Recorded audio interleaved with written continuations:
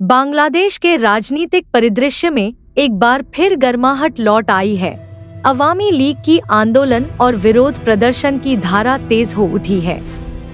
पिछले कुछ दिनों से राजधानी ढाका सहित देश के विभिन्न जिलों में पार्टी के नेता कर्मचारी सड़कों पर उतर आए हैं।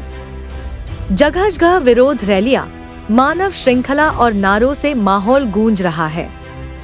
इस आंदोलन का मुख्य उद्देश्य है पार्टी के खिलाफ दर्ज किए गए अवैध मुकदमे वापस लेना, गिरफ्तार नेताओं कर्मचारियों की रिहाई सुनिश्चित करना और अंतरिम सरकार को जन विरोधी करार देते हुए उसके तत्काल इस्तीफे की मांग करना। 21 अक्टूबर मंगलवार की सुबह ढाका के पॉल्टन, फार्मगेट, मोहम्मदपुर, मोतीझील और मीरपुर सहित कम से कम 10 स्थानों पर अवामी लीग के सैकड़ों कार्यकर्ता एक साथ सड़कों पर उतर आए और रैलियां निकाली।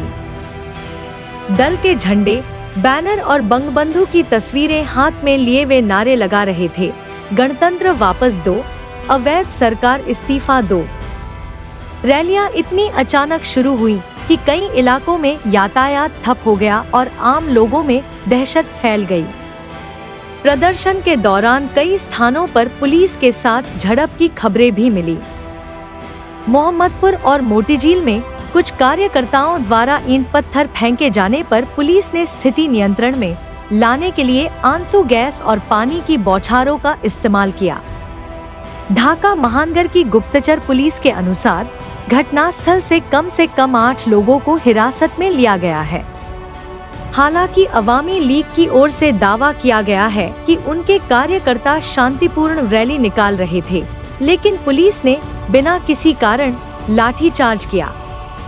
दलीय वरिष्ठ नेताओं ने आरोप लगाया है कि अंतरिम सरकार और अर्थशास्त्री डॉक्टर मोहम्मद यूनुस के नेतृत्व वाली प्रशासन राजनीतिक रूप से प्रभावित होकर अवामी लीग के खिलाफ मामले दर्ज कर रही है और गिरफ्तारी अभियान चला रही है।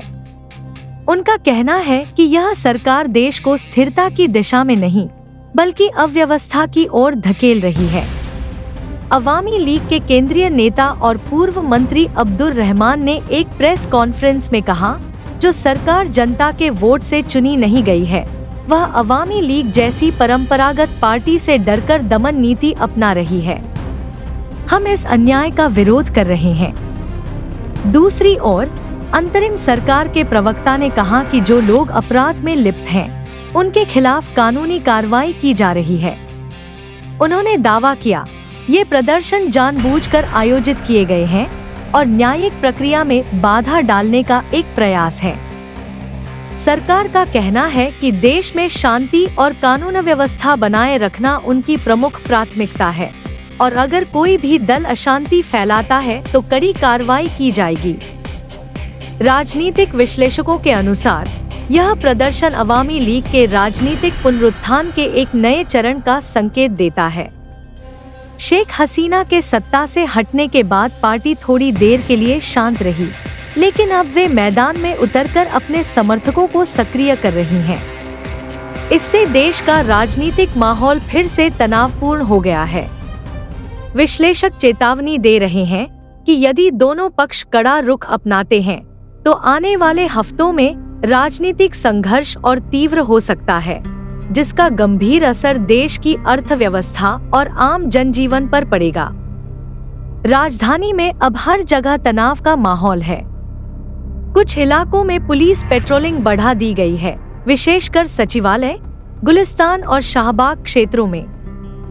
कई जगह दुकानें पहले ही बंद कर दी गई हैं और आम लोग संभावित संघर्ष के डर से भयभीत महसूस कर रहे हैं। यदि यह विरोध प्रदर्शन लगातार जारी रहता है तो यह बांग्लादेश की राजनीतिक दिशा पर गंभीर प्रभाव डाल सकता है। एक और अवामी लीग अपनी राजनीतिक वैधता वापस पाने का प्रयास कर रही है, वहीं दूसरी ओर सरकार देश की आंतरिक स्थिरता बनाए रखने की कोशिश कर रही है। इस तनावपूर्ण संघर्ष के बीच देश फिर से एक अनिश्चित राजनीतिक भविष्य की ओर बढ़ रहा है।